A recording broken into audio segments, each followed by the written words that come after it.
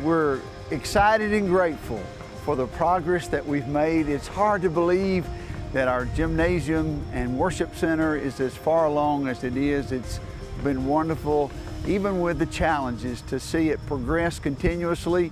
And because of your goodness and generosity, we've come this far, and we're thankful to God for each of you.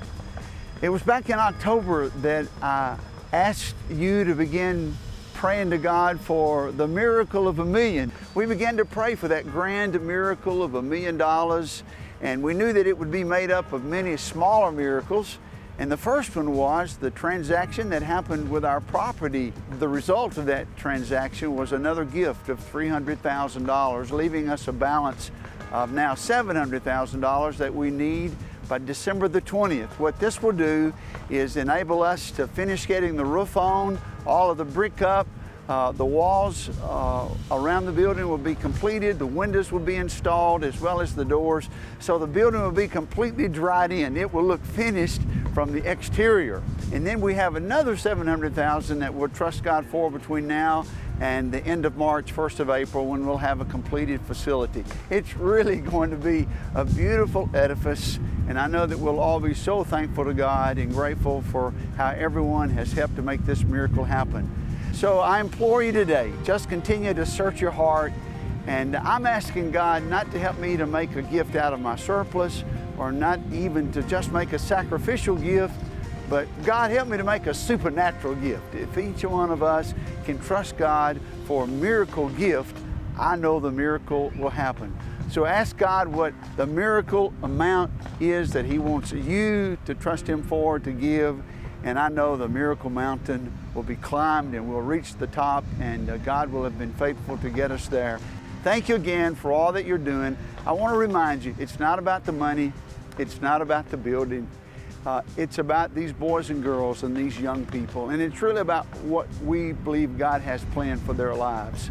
And it's about what God is doing here on weekends and on Sunday mornings. So it's all for His glory, and it's to advance His kingdom, and it can only be done through His power working in our lives. Jessica and I met here at the school about 10 years ago when we first started 6th and 5th grade. Little did I know that 10 years later I would be asking this girl to be my wife. And it's such a blessing to me to see how the Lord really blessed our relationship through the place that we not only learned educational things, but spiritual worldview, and really set us on the course that we are in today. God's going to use us to do something great, and He's allowing us to do it together, and that's what's so amazing, and that's why we feel like we're called to give back to the school. As Jessica and I start our lives together, one of the first things that has been on our minds and our hearts to give back to is this place, because there are so many memories here, there are so many blessings here that have come from this place, and we would be wrong to not give back to a place that has given so much to us.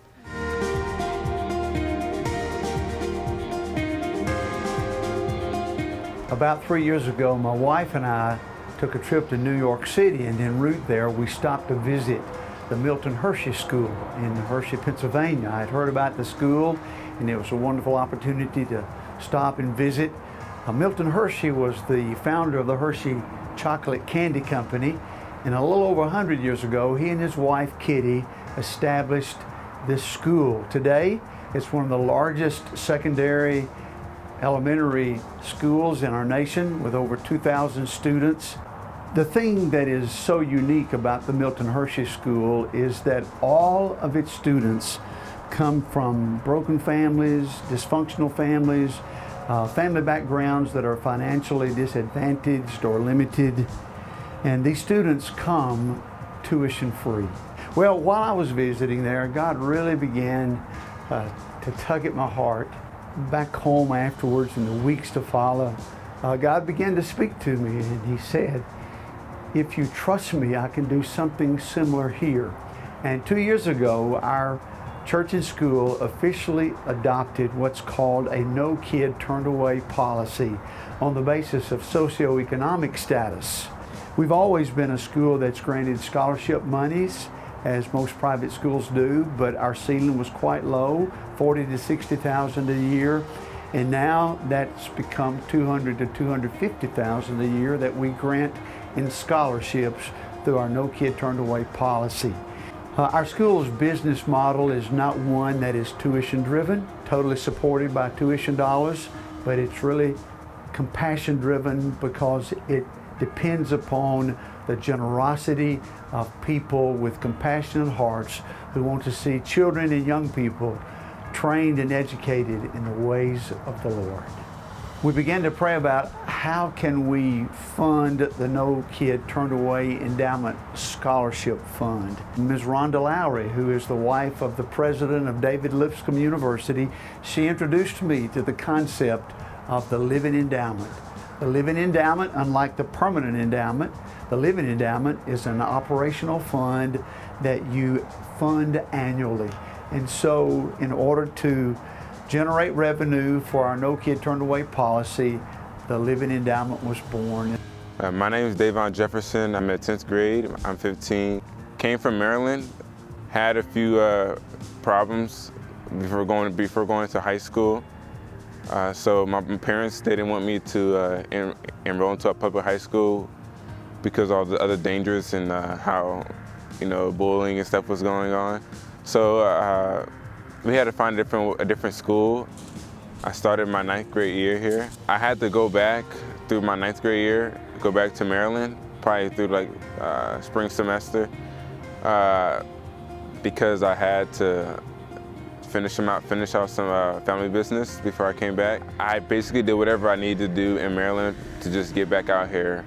I got a job to work. I just worked and worked and worked at it.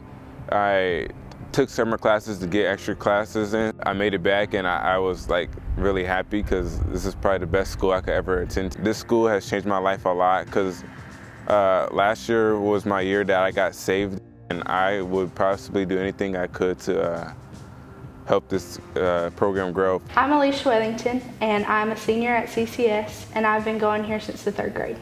Before I came, I was bullied, and I didn't feel like I had a place to call home, and CCS has been a home, not a school.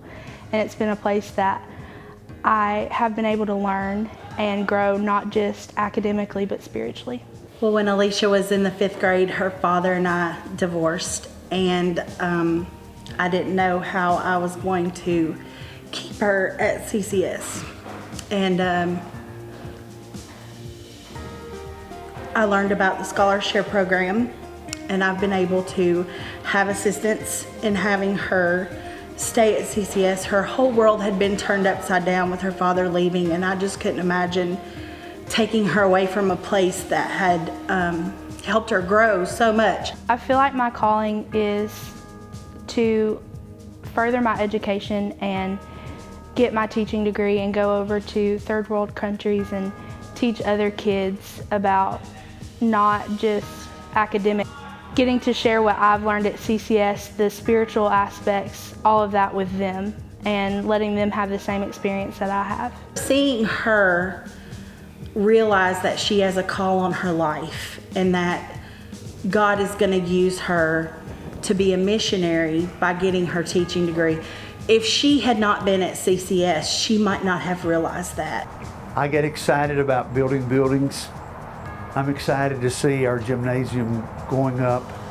But what I really get excited about is seeing God build lives, the lives of our boys and girls and our young people, like DJ, like Alicia, like Tina White's precious granddaughter, Ava, whose mother is incarcerated. My name is Tina White, and I work at MAPCO in White House, and that's where I first met Pastor Bob and Miss Wanda, and several years ago. And they came to my home and helped me to bring God into my life, which has dramatically changed everything. And I'm raising my granddaughter, and almost 4 years ago, I had to figure out what I was going to do with her while I worked. I knew then that this was a place she needed to be. And I am so thankful. This school is so important to me, and I know so many others. Our plan and prayer is that someday we'll have a permanent endowment for CCS of several $1 million. However, until we reach that goal, the living endowment is going to be a very important part of our success as we develop faculty and facilities and fabulous student programming. The living endowment will indeed serve as an annual operational fund, and it's an opportunity for many, many people to contribute annually to help maintain the mission of our school. Your participation in our living endowment is going to keep our school operating. The way it works is that you can become a living endowment provider for a gift of $1,000. It would be great if we had 200 to 250 people every year to sign up and say, I want to be a living endowment provider.